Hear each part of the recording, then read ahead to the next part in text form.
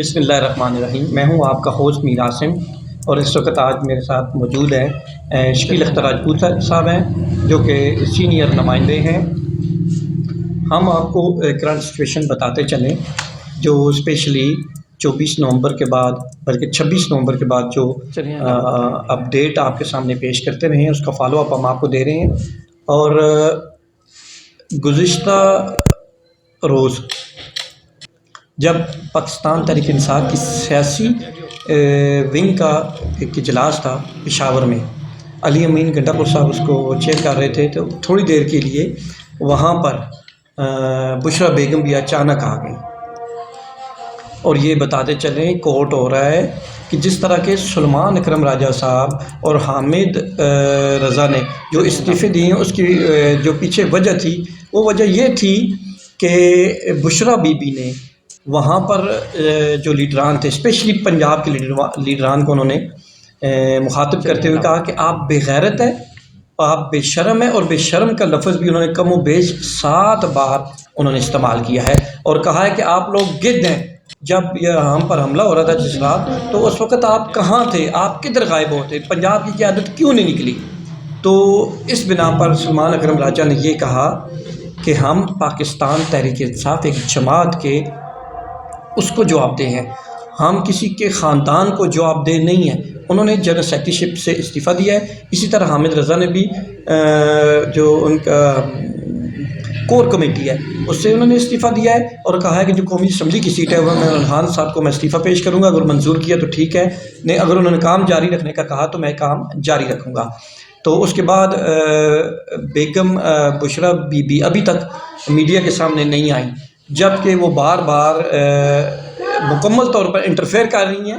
اور شکیل صاحب سے جو ہمارے ساتھ موجود ہیں، ان سے پوچھتے ہیں کہ شکیل صاحب سر بتائیے گا کہ پاکستان تحریک انصاف میں ابھی کیا ہلچل مچی ہوئی ہے، اور گورنمنٹ کیا سوچ رہی ہے، پاکستان تحریک انصاف آئندہ کیا کرنے جا رہی ہے؟ جی شکیل صاحب۔ بسم اللہ الرحمن الرحیم۔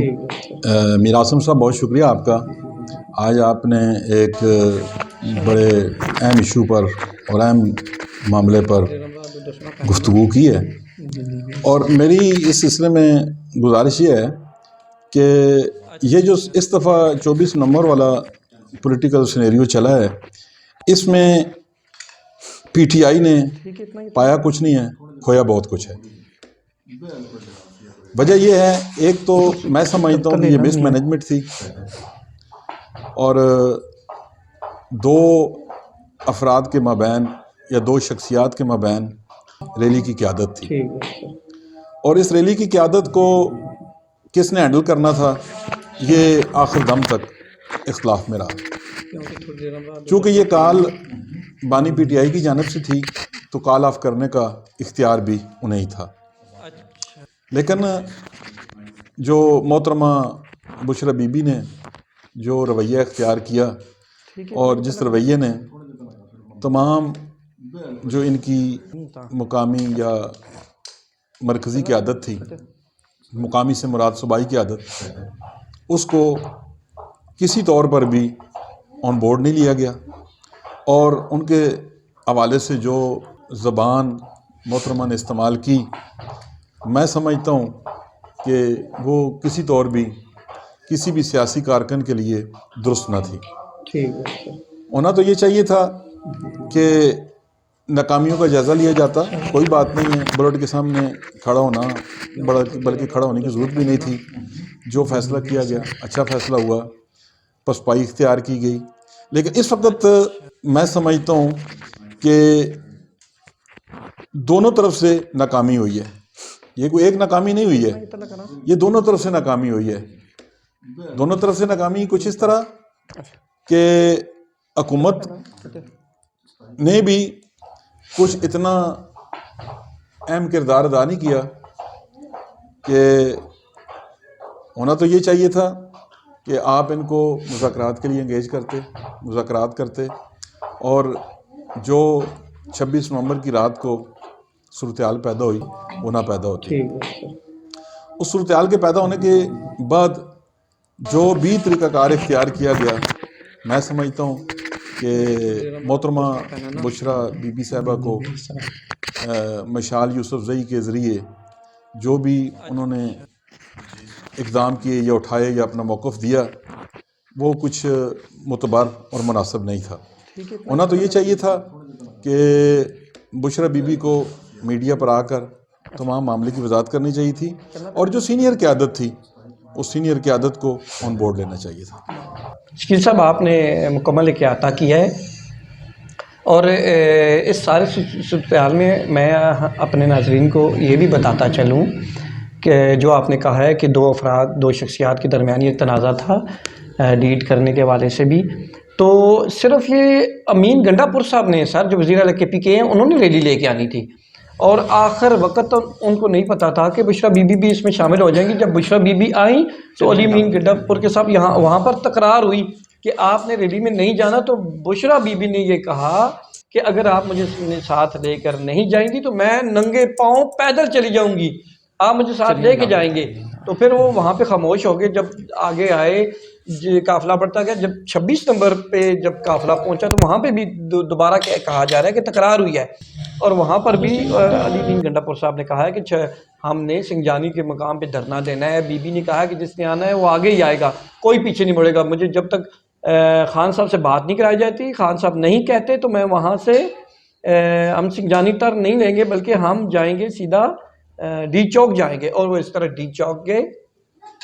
یہاں پر بشرا مریم ریاض بٹو صاحبہ جو ان کی بہن ہے وہ کہہ رہی تھی ٹی وی میں، انہوں نے کہا نجی ٹی وی میں کہ ان کو اب سے بجا میں رکھا گیا اور زبردستی لے کے جایا گیا، جبکہ شیر افضل مروت نے کہا کہ اس طرح ہو نہیں سکتا کہ ان کو کوئی زبردستی لے کے جائے. بلکہ امین گنڈا پور صاحب کے حوالے سے یہ بات بھی آئی ہے، انہوں نے یہ کہا ہے کہ چونکہ میں ایک پٹھان ہوں، خان ہوں، تو میں کس طرح ایک عورت کو وہاں پہ چھوڑ کے آ سکتا تھا. وہ بیگم کی وائف ہیں اور ذمہ داری میری بنتی ہے کہ میں انہیں اپنے ساتھ لے کے آؤں. تو شکیل صاحب اب یہ بتائیں مزید آپ ہمیں کہ کیا سمجھتے ہیں کہ اب آئندہ پی ٹی آئی کا عمران خان صاحب کا لائحہ عمل کیا ہوگا؟ اس حوالے سے تھوڑا سا ہمیں ہمارے ناظرین کو بتائیں کہ ابھی پی ٹی آئی کیا کرنے جا رہی ہے. میں آپ کے اس سوال کا جواب دینے سے پہلے اپنے صحافی بھائی متی اللہ جان صاحب کے حوالے سے جو بونڈا مذاق کیا گیا، جو مضحکہ خیز ایف آئی آر درج کی گئی، میں اس ایف آئی آر کی بھرپور مذمت کرتا ہوں. اور میری ابھی ریسنٹ جو تھوڑی دیر پہلے مجھے معلومات ملی ہیں اس کے مطابق ان کی ضمانت منظور ہو گئی ہے. تو میں سمجھتا ہوں کہ یہ ایسی ایف آئی آریں درج کرنے والوں کا ایک خاص ٹولہ ہے اور ان کا ایک خاص مائنڈ سیٹ ہے. اس مائنڈ سیٹ کو اس کا پروب ہونا چاہیے اور اس کو میں سمجھتا ہوں کہ قرار فاقیہی سزا ملنی چاہیے کہ جو لوگ اس قسم کی حرکات سے باز نہیں آتے. اور اگر کوئی متی اللہ جان کی خبر سے کسی کو اختلاف تھا تو اس کی تردید آ سکتی تھی، اپنا موقف آ سکتا تھا، یا اگر وہ قابل سزا کوئی خبر تھی تو آپ اس کو اس خبر کی بنیاد پر سزا دیتے تو میں اس کو اپریشیٹ کرتا. اب میں آتا ہوں آپ کے سوال کی جانب. میں اپنے پہلے سوال میں بھی اشارہ کر چکا ہوں کہ اس وقت پی ٹی آئی جو ہے وہ شدید مشکلات کا شکار ہو گئی ہے، لیکن اس سے زیادہ مشکلات کا شکار جو ہے نا وہ ہماری حکومت وقت ہے. جو گورنر راج لگانا، پابندیاں لگانا، پارٹیوں پر پابندیاں لگانا، اس سے پہلے اے این پی پہ پابندی لگی، اپنا جماعت اسلامی پہ پابندی لگی، مشرف دور میں پیپلز پارٹی کو نام بدلنا پڑا، تو کیا ہوا؟ کچھ بھی نہیں ہوا. میں سمجھتا ہوں وزیر اعظم کی کوئی حیثیت نہیں ہے کہ وہ کسی کو فتنہ یا فساد قرار دے. فتنہ فساد قرار دینے والی عوام ہوتی ہے جو اسے منتخب کرتی ہے.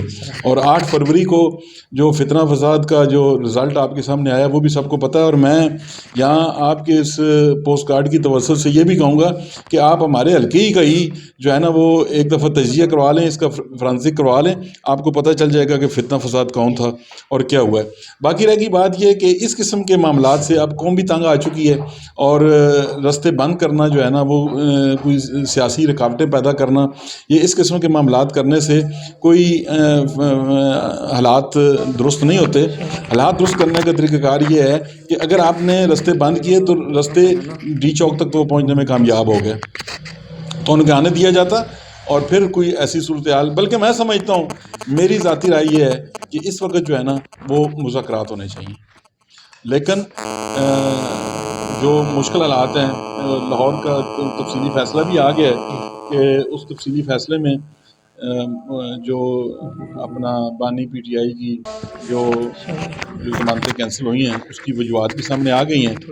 تو اس وقت انتہائی برانی کیفیت ہے جی پی ٹی آئی کے لیے، اور پی ٹی آئی کو جو ہے نا جی وہ اب اپنی جو سیاسی معاملات ہیں ان کو درست سمت میں چلانا چاہیے.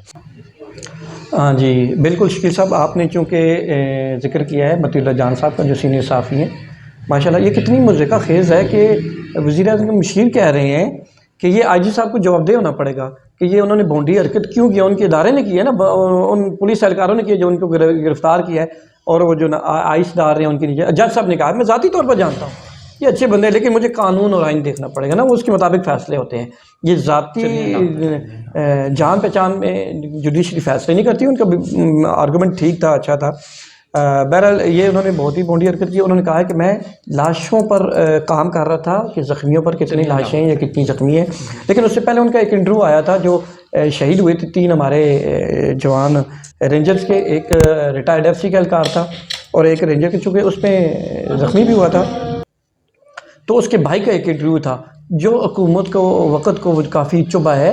بہرحال یہ جو ہے نا ایسی حرکتیں حکومت وقت کرتی رہتی ہے. ایک وقت تھا کہ اسی ہائی کورٹ میں جہاں پہ آج ضمانت ہوئی ہے، مطیع اللہ جان صاحب کے خلاف نعرے لگائے گئے پی ٹی آئی کی طرف سے. اسد علی طور صاحب کے خلاف دیکھیں نا، ان کو کہا گیا ہے جب انہیں فیض حمید صاحب تھے تو انہیں وہاں پہ ان کو مار پٹوائی گئی. اسد طور صاحب کو بھی، ان کو بھی اٹھایا گیا. 8 اور 10 گھنٹے کے بعد مطیع اللہ جان صاحب کو چھوڑا گیا. اس کے بعد جناب اسد طور صاحب کو کہا گیا یہ جس سے عاشقی مشوقی کرتے تھے، جس عورت کے ساتھ، لڑکی کے ساتھ، اس کے بھائی نے مارا ہے. یہ حکومت وقت ایسے ٹیکٹس یوز کرتی رہتی ہے، لیکن وہ ایسی چیزیں ان کے ماتھے پر کلنک کا ٹیکا باندھ جاتی ہیں. جس طرح کہ اس حکومت کے ماتھے پر کلنک کا ٹیکا بنا ہے کہ جن آئس ڈال دی گئی ہے، جو سگریٹ بھی نہیں پیتے مطیع اللہ جان صاحب. لیکن چلیں یہ تو ایک الگ ایشو ہے. بہرحال آپ سے اچھی ڈیبیٹ ہوئی ہے، اچھی آپ نے مفید معلومات دی ہیں. تو دیکھتے ہیں کہ ابھی آئندہ حکومت کیا کرنے جا رہی ہے، پاکستان تحریک انصاف کی کیا پالیسی ہوتی ہے. تو یہ تو ہم آپ کو مزید اپنی دیکھنے سننے والوں کو کل ہی بتائیں گے. تو شکیل راجپوت صاحب کے ساتھ اجازت دیجیے. میر اعظم کو دیکھتے رہیے نیکسٹ اسٹیشن. اور جنہوں نے چینل کو سبسکرائب نہیں کیا، ان سے گزارش ہے کہ وہ ضرور چینل کو سبسکرائب کر دیں، اور ہماری جو کمی اور بیشی آپ کو نظر آتی ہے کمنٹ میں ہمیں بتایا کریں کہ وہ کیا کمی بیشی ہے. تو اجازت چاہتے ہیں، اللہ حافظ.